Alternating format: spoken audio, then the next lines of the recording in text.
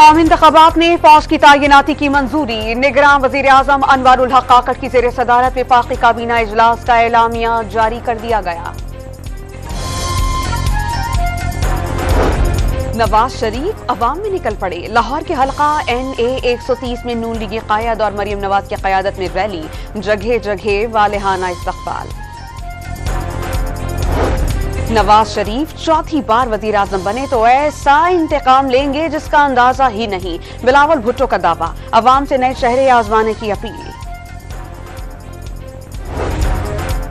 बानी PTI की 9 मई के 7 मुकदमात में उबूरी जमानतें बहाल। लाहौर हाई कोर्ट का ट्रायल कोर्ट को उबूरी जमानतों पर फैसला करने का हुक्म।